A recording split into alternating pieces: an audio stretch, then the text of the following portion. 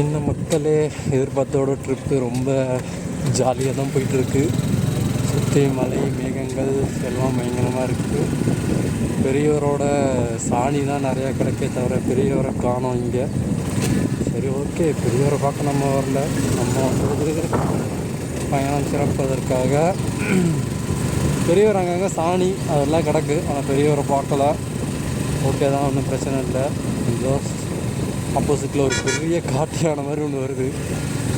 இல்லை அவங்க ஓரங்கட்டுறாங்க, அது வரைக்கும் இது ரொம்ப சந்தோஷம்.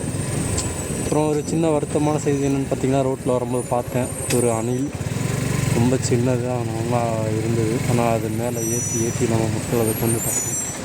காலையில் எப்படி அது விழுந்ததுன்னு தெரியல, மரத்துலேருந்து விழுந்ததா இல்லை இந்த மாதிரி லாரி ஏதாவது போகும்போது தட்டி விட்டு அது கீழே விழுந்ததான்னு தெரியல. காலையிலேயே ஒரு சம்பவம் பண்ணி வச்சுருந்தாங்க அணியில். பார்க்கவே கொஞ்சம் ரொம்பவே பாவமாக இருந்துச்சு. நம்ம ஏற்றலை, இருந்தாலும் எல்லோரும் அப்படி போவாங்கன்னு சொல்ல முடியாது. காடு நமக்கு மட்டும் சொந்தம் இல்லை, மிருகங்களுக்கும் சொந்தம். எப்போயுமே ஃபாரஸ்ட் சொல்கிற மாதிரி தான், ஃபாரஸ்ட்கார் சொல்கிற மாதிரி வேகமாக போகாதீங்க, முடிஞ்ச வரைக்கும் ஸ்லோவாக போகிறாங்க காட்டுக்குள்ளே. ஏன்னா காரணம் இது தான், சின்ன உயிர் தான், ஆனால் அது பார்க்க அழகாக இருக்குது. அந்த மாதிரி கிடக்கும்போது கொஞ்சம் மனசுக்கு கஷ்டமாக இருக்குது. அதனால தான் சொல்கிறேன். இந்த வரைக்கும் எல்லாத்தையும் பத்திரமா பொறுமையாக நடந்து காடுகளை பார்க்கணும். இப்போ பார்த்திங்கன்னா நம்ம மறையூர்லேருந்து தான் மூணாவது போகிறோம். ஃபஸ்ட் பெண்டு வருது எனக்கு இருந்து. அதுவும் பஸ் ஏறிட்டுருக்கு, கொஞ்சம் முக்கி தான் ஏறுது, வேகரமான வளருது கண்டிப்பாக.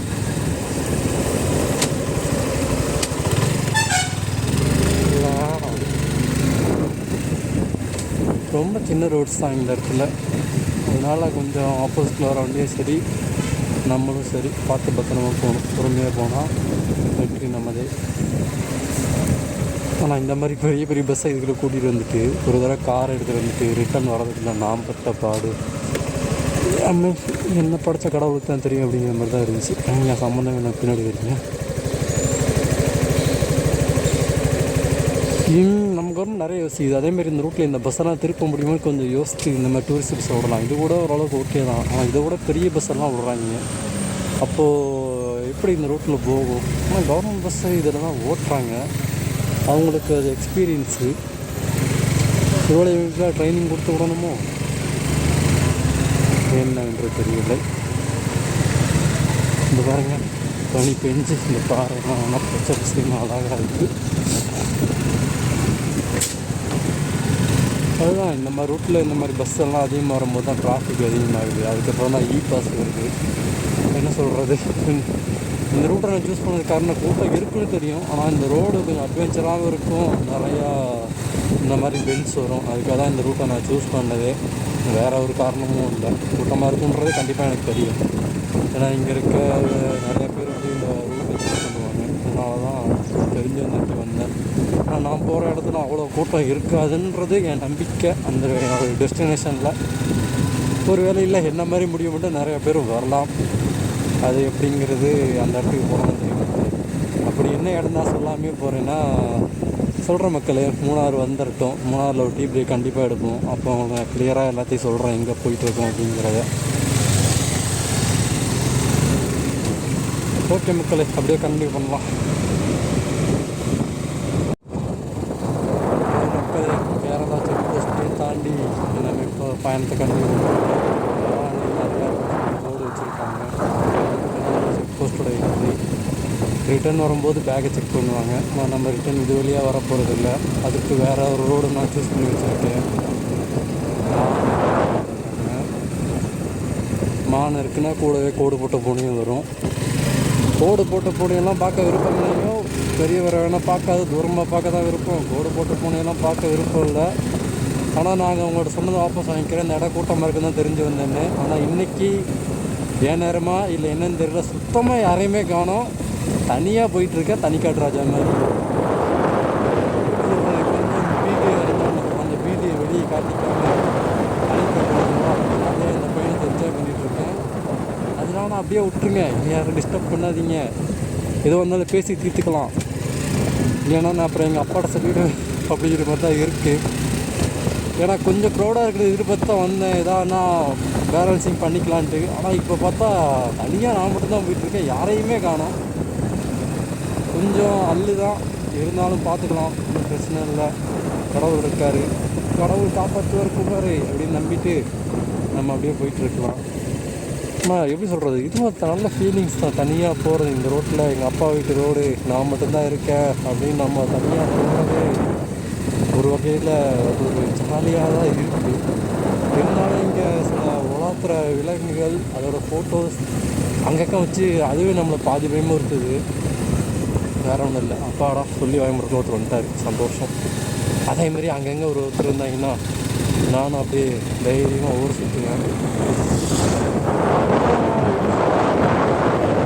போயிட்டு போகலாம், அப்படிலாம் பெரிய விஷயம் இல்லை. இருந்தாலும் கொஞ்சம் அப்பா அம்மா இருக்காங்க, அப்பா அம்மா பார்த்துக்கணும். வயசாகிருச்சு. இன்னைக்கு நான் இந்த மாதிரி இந்த வழியாக போகிறேன்னப்போ அவர் வேணான்னாரு, வேறு எங்கேயா பக்கத்தில் போகணுன்னாங்க. ஏன்னா இருக்கிறது ஒரு பையன், அதனால் அவங்களுக்கு அந்த பயம்.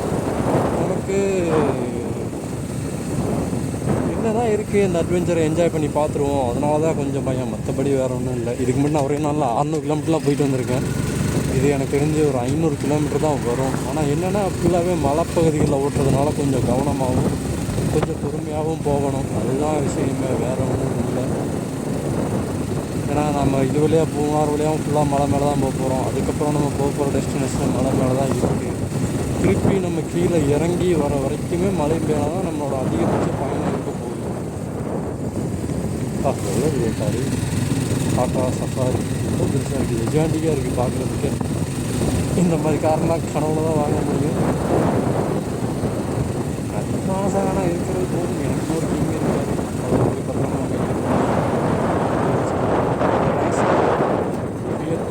ஒரு அமென்ஸான ஒரு மாடல் இருக்குது, அந்த மாடல் எடுக்கணும் தான் ஒரு எய்ம் இருக்குது. அது கிடைக்கும் போது பார்த்துக்குவோம். இந்த வருஷத்துக்குள்ளே இன்னொரு கோலை செட் பண்ணி வச்சுருக்கேன், அதுக்கு அடுத்த வாரத்தில் முயற்சி பண்ணணும். முயற்சி இருக்க மகிழ்ச்சி. அப்படி இல்லைன்னா ஒன்றும் இல்லை, புது வருஷம் ஸ்டார்டிங்கோட இந்த வருஷம் எண்டிங்குள்ளே ஆகணும்னு பார்த்தா அடுத்த வருஷம் ஸ்டார்டிங்கில் வாங்குகிறேன். அப்படி நம்ம மனசை திருத்திட்டு எல்லாத்தையும் பாசிட்டிவாக எடுத்துகிட்டு அப்படியே பாசிட்டிவான வைப்போடையே மூவ் பண்ணணும். பார்த்துக்குவோம், அவ்வளோதான்.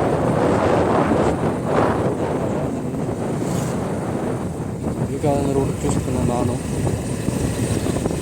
பார்த்துக்குவோம் மக்களே, பார்த்துக்குவோம். இப்போ தான் இதை பார்த்து ரோடு வேறு ஏதாவது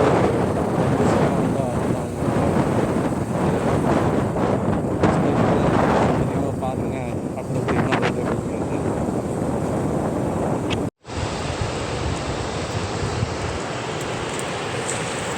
இதோ மக்களே மேலே ஏற ஆரம்பித்த கொஞ்ச நேரத்தில் இது ஒரு சின்னாறு ஃபால்ஸ்ன்னு நினைக்கிறேன். இதுக்கு பர்மிஷன் கீழே வாங்கணும்.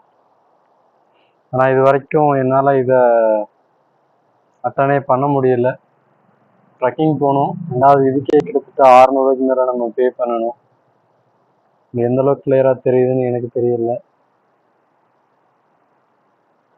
ஃபால்ஸ் தெரியுதா உங்களுக்கு? ஏற ஆரம்பிச்சிட்டோம். இன்னும் தெரியல, இன்றைக்கி பனி ரொம்ப அதிகமாக இருக்குது, தலை வலிக்க ஆரம்பிச்சிச்சு. அதனால தான் இங்கே நிப்பாட்டி ஒரு பிரேக் எடுத்து அப்படியே உங்களுக்கு இந்த வாட்டர் ஃபால்ஸையும் காட்டலாம் அப்படின்ட்டு காட்டிகிட்ருக்கேன். இந்த இடம் பார்க்குறக்கே இன்னுமே அவ்வளோ அழகாக இருக்கும். ஏன்னா 2-3 தடவை இங்கே வந்து ஃபோட்டோஸ் அண்ட் வீடியோஸ் எல்லாம் எடுத்திருக்கேன். அங்கே பாருங்கள், அந்த மலை பிரதேசம் ஃபுல்லாக பாசி படர்ந்து இன்னும் அழகாக இருக்குது அப்படிங்கிறத. நம்ம கருவாச்சி ஆப்போசிட்டில் பாறைகள் விழக்கூடிய அளவில் இருக்கிற பெரிய பெரிய மலைகள், அப்புறம் ஆப்போசிட்டில் சில வண்டிகள், ஓரளவுக்கு க்ரௌடாகவே இருக்குது. எல்லாம் ஓகே தான். கொஞ்சம் தலைவலி தான் பட்டையை கிளப்புது. ஏன்னா பனியாக இல்லை என்ன காரணத்தினாலும் தெரியல. நானே இத்தனைக்கு எல்லாத்தையும் கவர் பண்ணி தான் ஓட்டிகிட்ருக்கேன். அப்படி இருந்தும் தலைவலி பட்டையை கிளப்புது மக்களே. பாருங்கள் மக்களே, அப்புறம் அப்படியே கண்டினியூ பண்ணுறேன் கொஞ்சம் ரிலாக்ஸ் ஆகிட்டு. இதுதான் மக்களே அந்த சின்னாறு வாட்டர் ஃபால்ஸ். இதுக்கு ட்ரெக்கிங் போனால் கீழே இடம் இருக்குது. நம்ம புக் பண்ணோம்னா நம்ம கூட ஒரு ஃபாரஸ்ட் கார்டு வருவார். மொத்தமாக 600 ரூபா என்னன்னு நினைக்கிறேன். பார்ப்போம். உங்களுக்கு காட்டன் வச்சா தண்ணி இருக்குது, காட்டிட்டேன். ஆனால் குளிக்க முடியாது, சும்மா நம்ம ட்ரெக்கிங் பண்ண முடியாது, அது பார்க்க முடியும். ஓகே மக்களே.